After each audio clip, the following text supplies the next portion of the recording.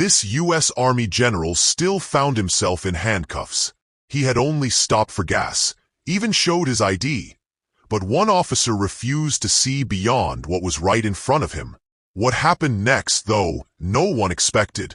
Michael Lewis was never the type to seek attention. Even in uniform, he carried a quiet kind of authority.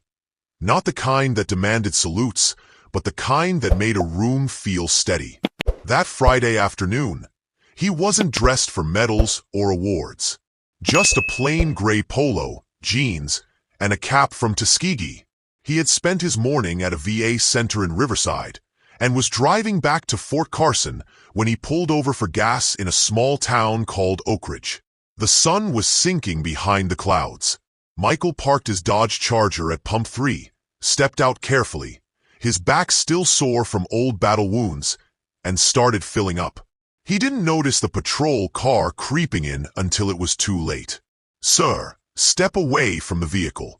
Hands where I can see them." Michael turned, confused. The officer was young, buzz-cut, sunglasses still on even though the sky was gray.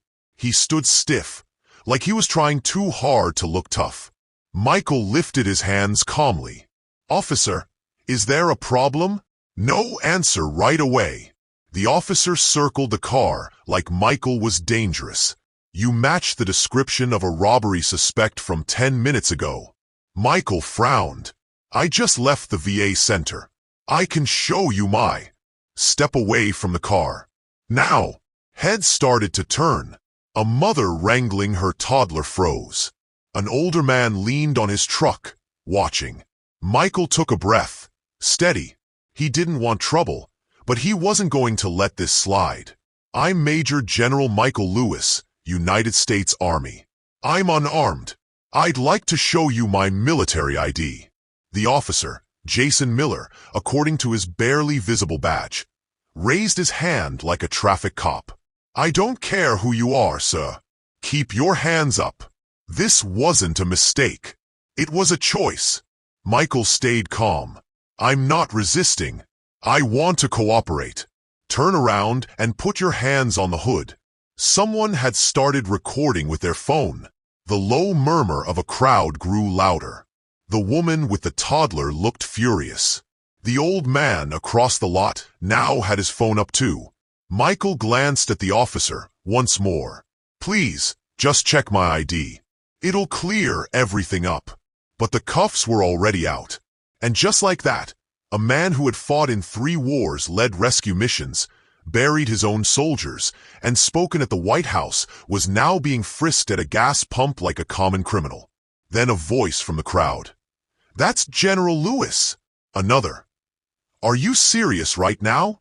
Miller didn't flinch. "Back away," he barked at the growing crowd. "Do not interfere with police work." Someone shouted. "He runs the Veterans Fundraiser every year." But Miller wasn't listening. He jerked the cuffs tighter. Michael winced but didn't break. No fear, no anger. Only disappointment. Disappointment in how small this man had made himself feel bigger. Then, a pickup pulled into the lot. And everything changed. Deputy Thomas Garcia had just dropped his teenage son off at a STEM camp at Pine Valley High. He needed gas too. At first, he didn't notice the commotion. His windows were up, music low. But the second he stepped out, he heard shouting. He turned. A small crowd. At the center, a tall black man cuffed. Garcia squinted. His heart jolted. That voice. He knew that voice. He moved closer, slow and cautious. His hand rested lightly near his belt, more out of habit than threat. "I'm not a threat to you, officer. You're making a mistake."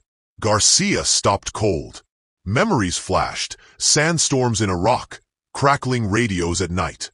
Back then, Major Lewis had been the rock everyone leaned on. Now he was cuffed like some nobody. Garcia stepped forward. "What's going on here?" he said sharply. Miller turned. "Stay back, sir. Police matter." Garcia flashed his badge. Deputy Garcia. Jefferson County. Plain clothes. "I asked you a question." Suspect matched a call description. He refused to comply. Michael turned slightly, spotting Garcia. Thomas. Garcia blinked. General Lewis? He stepped up fast. Did you check his ID?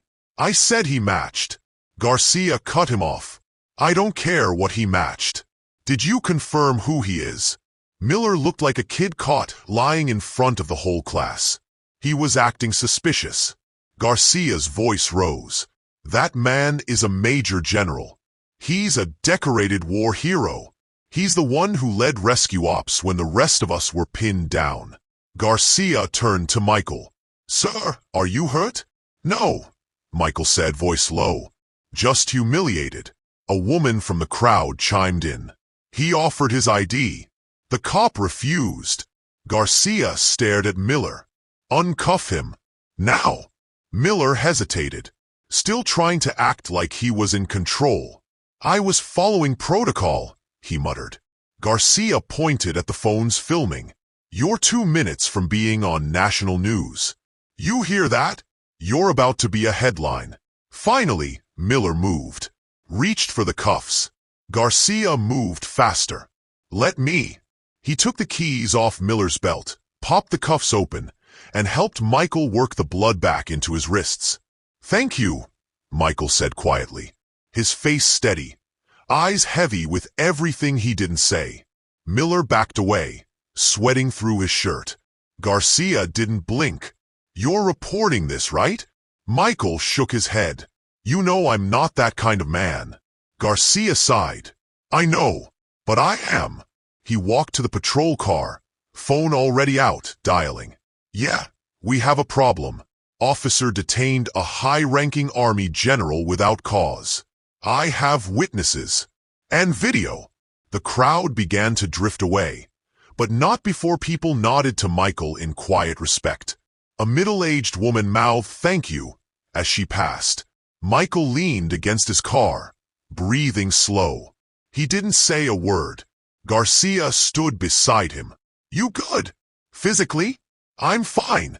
Mentally? Same thing, Michael said, his voice steady. Then he gave a tired sideways glance. But I never thought I'd be treated like this at home, after everything I've given for this country. Garcia looked away, his jaw clenched tight. You did the right thing, Thomas, Michael added. You always have. But the fallout wasn't going to stay in that parking lot. Someone had already sent the video to the news. By the time Lieutenant Sarah Winters from Oak Ridge PD pulled up 15 minutes later, the air was thick with tension, but under control. Garcia had kept Miller separate. Michael sat calmly on the hood of his car, arms crossed, not angry, just composed. Winters stepped out of her cruiser, adjusted her vest, and walked over fast. She was in her late 40s, all business, no nonsense. She had heard the seriousness in Garcia's call and came ready. Garcia met her halfway. Lieutenant, Deputy Garcia. What's the situation? Garcia nodded toward Miller, standing a few feet away, stiff and refusing to meet anyone's eyes. You've got a major problem, Garcia said flatly. That officer cuffed a U.S. Army general on private property with no cause. Ignored his ID. Ignored the witnesses. I saw it all. Winters let out a sharp breath and turned to Miller. Officer Miller, is that true? Miller gave the usual excuse. He matched a description. I was being careful. Did he resist? No, but... Did you check his ID? He offered, but what? Winters pressed. Miller shifted awkwardly. I didn't know if it was real. Garcia's eyes narrowed. What you mean is, you didn't like how he looked. Just say it. Miller bit his lip, but stayed quiet. Winters turned to Michael. Sir, I'm Lieutenant Winters. On behalf of our department, I'm deeply sorry. This never should have happened. Michael stood and gave her a small, polite nod. Thank you. But I'm not looking for an apology. I just want to go home. I understand. May we talk privately for a moment? Michael nodded again, and the two stepped a few feet away. Garcia leaned against Michael's car, watching. He knew racial profiling too well, had seen it in and out of uniform. But seeing Michael like that, a man he had once watched walk calmly through enemy fire, treated like a criminal at a gas station, that hit different. Miller stared at the ground like he wished it would swallow him. Minutes later, Winters came back. The general is free to go. We're launching an internal investigation. Deputy Garcia, you'll be contacted for a formal statement. Garcia nodded once. Winters turned sharply to Miller. Go sit in your cruiser. Don't say a word. Miller obeyed without protest. When Michael came back to his car, Garcia opened the passenger door. Sit tight a second. He pulled out his phone and hit record. Facing the camera directly, he spoke clearly. My name is Deputy Thomas Garcia, badge number 33102. Today, I witnessed Officer Jason Miller wrongfully detain Major General Michael Lewis without cause. He refused to check ID, ignored witnesses, and violated proper procedure. I believe his actions were based on bias, not protocol. Garcia stopped the recording and saved it. Just in case, he muttered. Sliding back into the driver's seat, Garcia glanced over. You didn't have to put yourself on the line, Michael said quietly. I had to, Garcia answered. And I'd do it again. They sat there a moment, listening to cars pass, gas pumps beeping, the world moving like nothing had happened. You think this'll just go away? Michael finally asked. Garcia shook his head. Not this time. The video's already hitting WRAL. It's spreading fast. Michael stared out the windshield. Then let it. Garcia nodded silently. You sure you're okay? He asked again. Michael gave a small, tired smile. I've been through worse. That's not the point. I know. But while Garcia thought the story would stay local, it was already out of their hands. Someone in D.C. recognized Michael's name. By the time Michael got home, the clip had exploded, over 100,000 views. He hadn't even wanted to turn on the TV, but the buzzing of his phone, texts, calls, voicemails from friends, even one from a Pentagon contact, made it clear the story was bigger than they thought. He sat on his couch, remote in hand, debating whether to even look. Channel 5 played the footage again. Michael, hands cuffed, face calm, staring past the chaos. Garcia's voice played underneath. You're 2 minutes away from being on the evening news.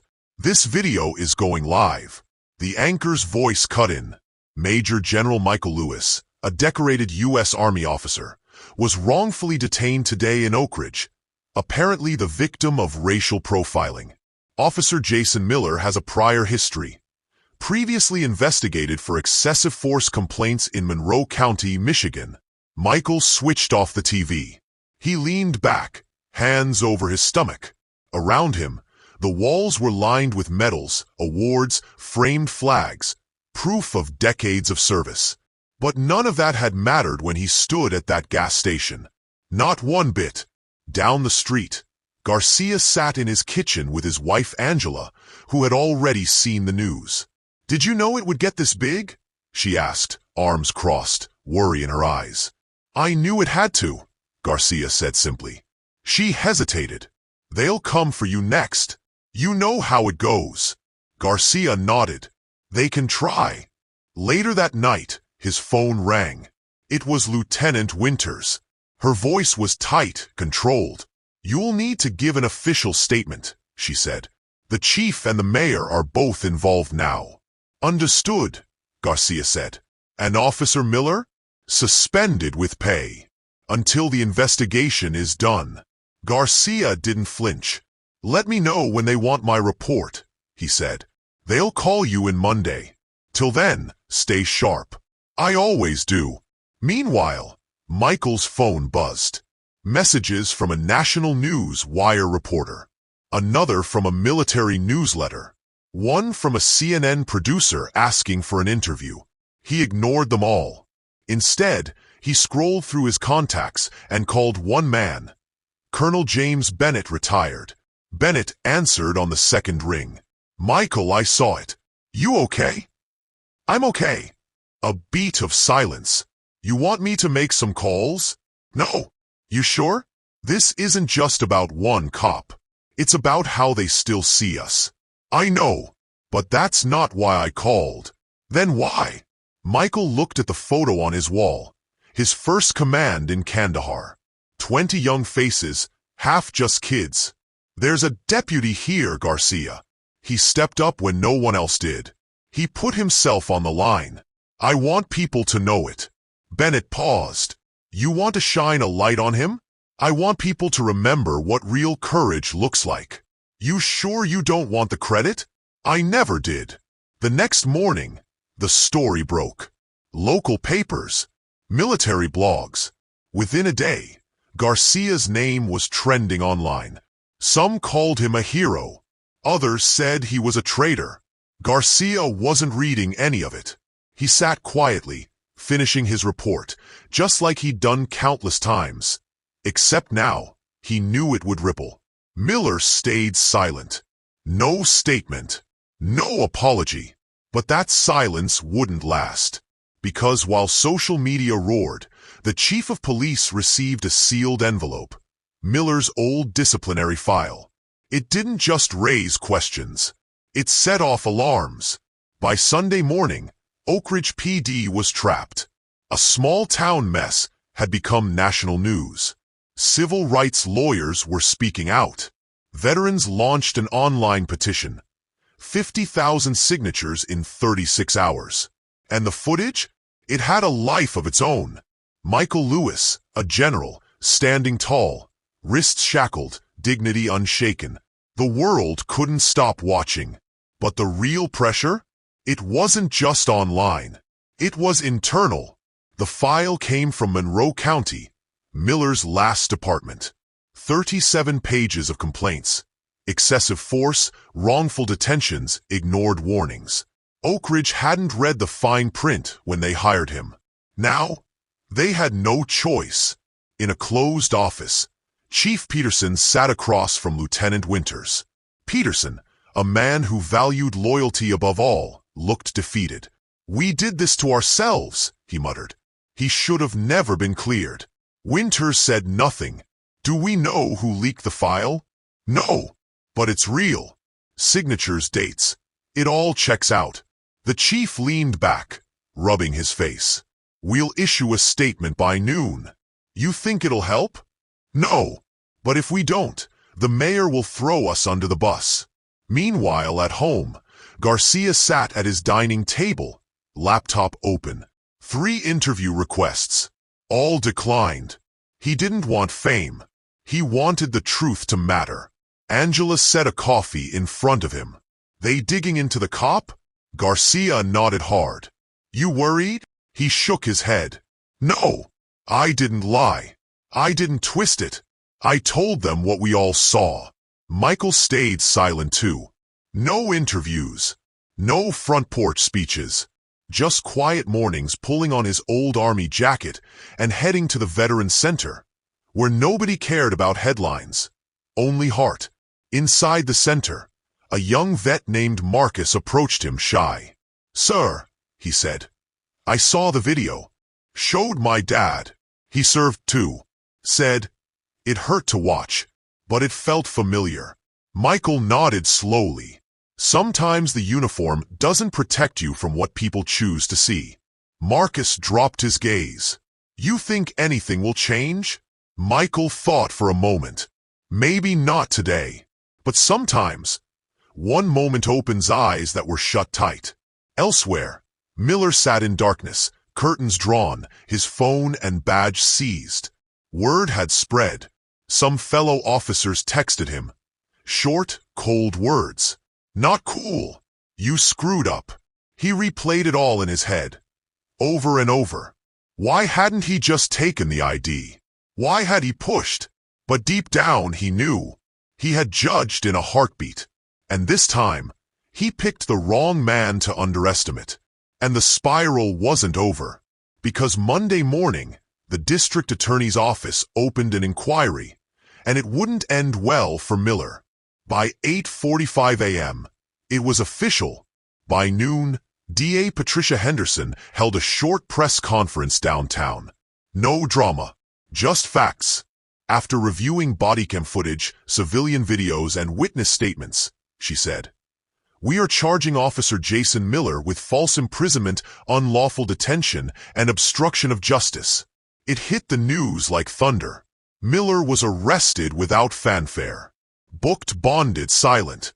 His lawyer blamed media pressure. The videos told a different story. Michael didn't cheer. He didn't gloat. He didn't need to. The truth was already out. He went back to normal life. Morning walks, coffee at the local diner, volunteering quietly at the Veteran Center, where no one called him a hero, just Mike. He agreed to speak once. At the Veteran Center, the room was packed, not with cameras but with people. Standing near the window, Michael spoke from the heart. No script. "I didn't want to be a symbol," he said. "I just wanted to do right. But what happened that day wasn't about me. It was about every person who gets judged before they even speak."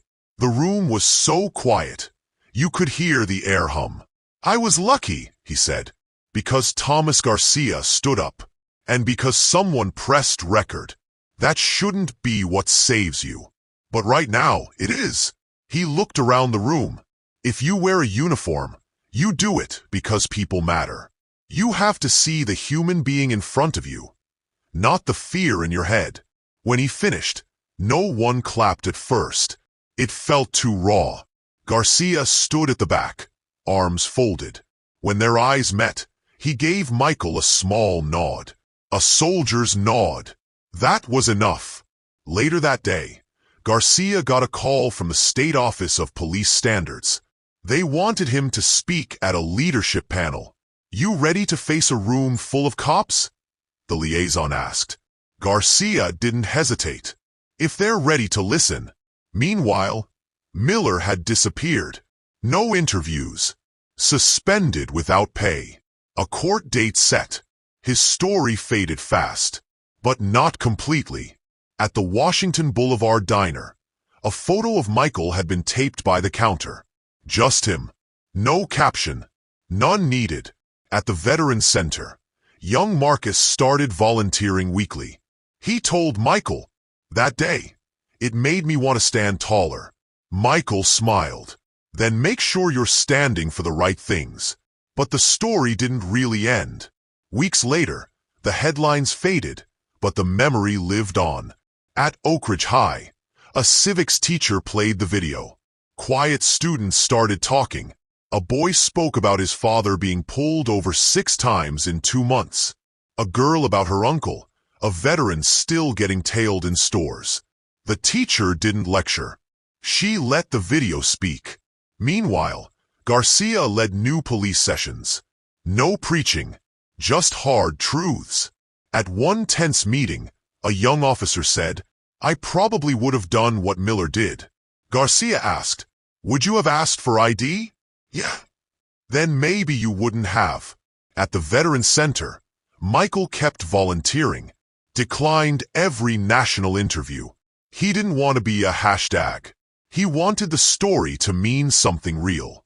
One day, a young reporter asked him, "Why didn't you speak out more?" Michael smiled.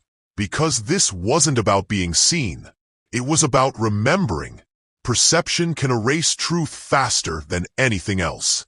"And what should people learn from this?" she asked. Michael thought, then said, "Authority doesn't always mean wisdom. And staying calm in the face of injustice, that's not weakness. That's control." Later, Garcia and Michael had dinner together. No speeches, just 2 old soldiers. "You know," Garcia said, "if you had raised your voice that day, if you had flinched wrong, we'd be telling a whole different story." Michael nodded. "I know. That's the weight we carry." "You ever get tired of carrying it?" Garcia asked.